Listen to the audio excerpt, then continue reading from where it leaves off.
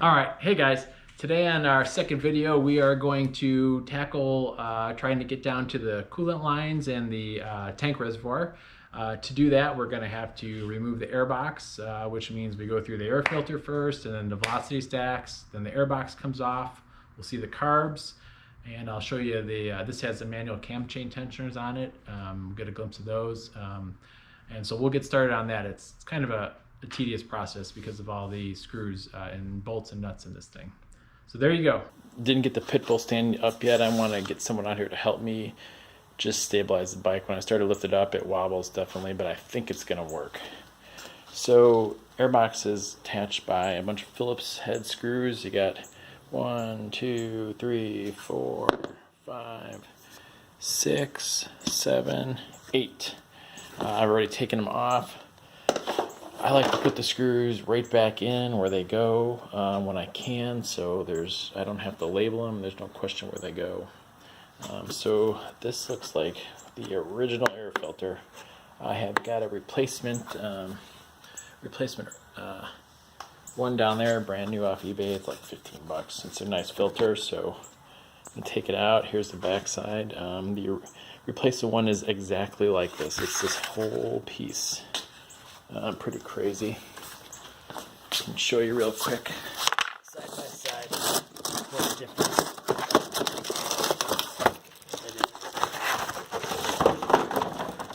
So there you go, brand new one. Again, other side, exact same, literally. So I'm happy about that. Sometimes you never know when you get parts how they're going to be.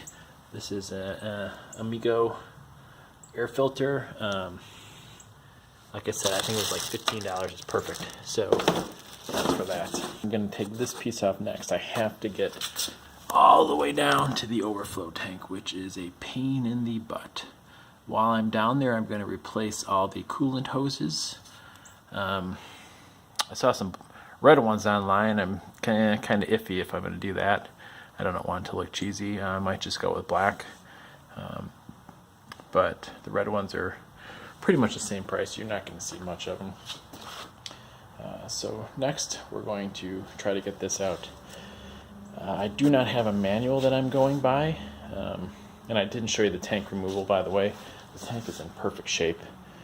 It's got a few hoses. It's pretty self-explanatory, and then it's got this big pivot bolt back here that just comes out. There's a couple, I think there's like these 3 connections hose wise, and that's it. And it just kind of lifts up. Oh, and these 2 bolts up here, which again I got mismatching stuff. So on reassembly, I'm going to make all this little stuff match. Replace any bolts or nuts that are in bad shape. So next is to get this box off. Stop and show you guys. I know it hasn't changed much, but this is the rear. I want to call it the velocity stack, really, for the rear throttle body, rear cylinder. And then you got the front one, which is a little bit shorter. Interesting thing is when you take these off, number one is, I love this, Honda made it so, can't see if you can focus there, these screws will not fall out accidentally and fall down to the intake. They've got like a little groove on the top, which keeps the screw in there.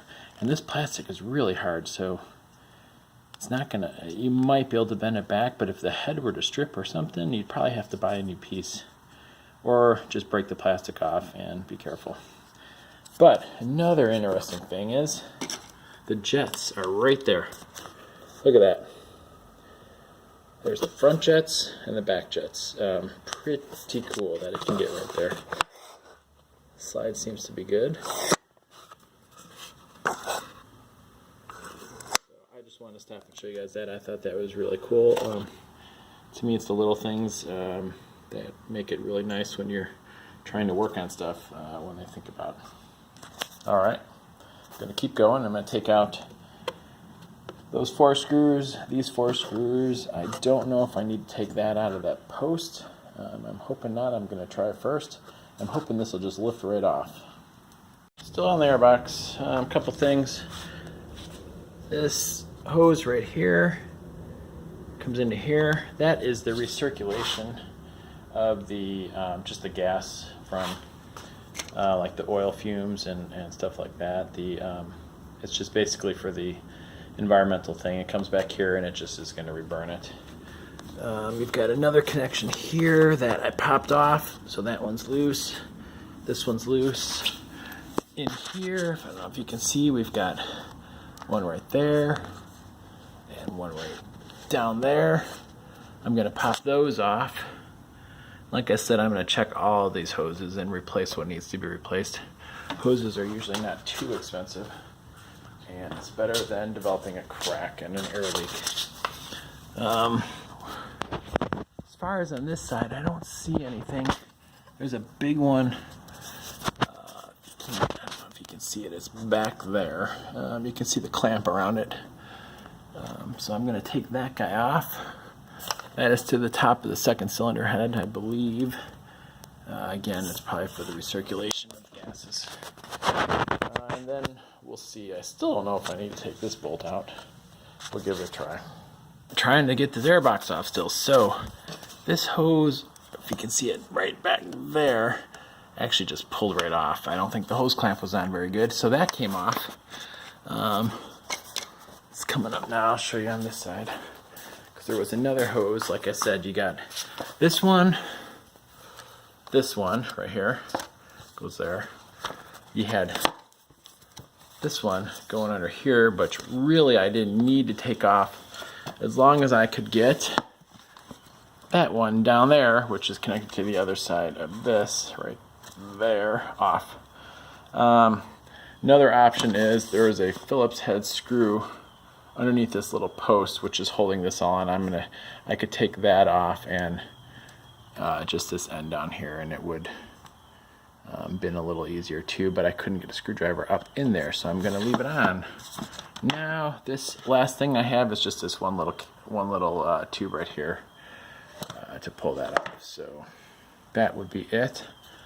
We got it off. Success. So there's your two carbs. I'm going to replace the gaskets on top, and here I go again, replacing everything that I don't even know needs to be replaced, to be honest with you. I'm looking at some of these things and I honestly don't know, for example, why this tube is not connected to anything. I'm assuming that's just I don't know what that is, to be honest with you. Oh, it's on both sides, so some kind of vent tube, so that's good news. This has got the smallest little spring on it. I'll probably go with the better automotive style clamps that you can use a screwdriver on. A lot easier. And here we have some tape that they must have done when they were taping the thing to do that horrible paint job. So we're getting there. We're getting down there. I still can't get to that reservoir that easily. This bike has, you can see one there, and at the rear cylinder back here, and this one is actually leaking.